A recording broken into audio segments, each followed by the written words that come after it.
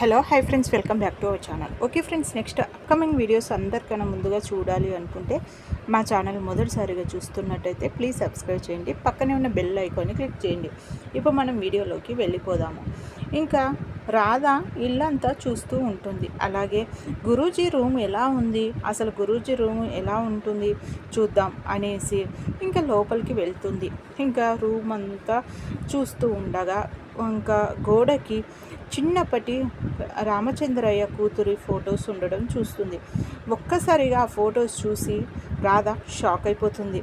అదేంటి, నా ఫోటో ఇక్కడుందేంటి, అసలు నా చిన్నప్పటి ఫోటో గురూజీ రూమ్లో ఉందేంటి అనేసి షాక్ అయిపోయి, ఇప్పుడు ఈ విషయం ఎవరితో తెలుసుకోవాలి, ఎవరిని తెలుసుకున్నా నిజం ఎవరు చెప్తారు, లేదు డైరెక్ట్ వెళ్ళి గురూజీని అడగాలి అనేసి హడావిడిగా ఇంకా బయటికి వెళ్తుంది.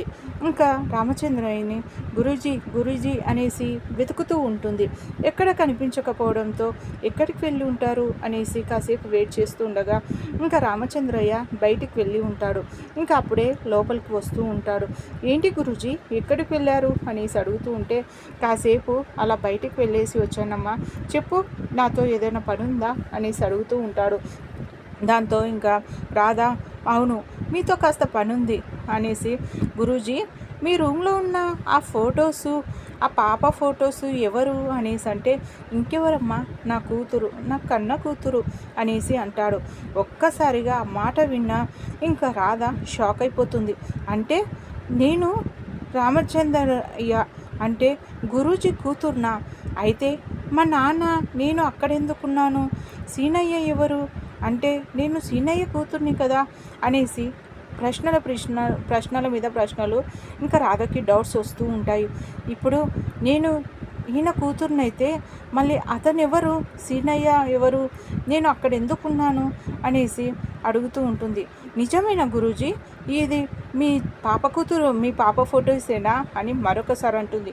అవునమ్మా, తను మా పాప చిన్నప్పటి ఫొటోస్, అవి నా జ్ఞాపకంగా ఉంచుకున్నాను అనేసి రామచంద్రయ్య అంటాడు. ఇంకా రాధకి అసలు ఏమీ అర్థం కాదు. ఏంటమ్మా మౌనంగా ఉన్నావేంటి అనేసి అడుగుతూ ఉంటే, ఏమీ లేదు గురూజీ అనేసి ఇంకా తన రూమ్లోకి వెళ్ళిపోతుంది. ఇంకా రామచంద్రయ్యకి ఏమీ అర్థం కాదు.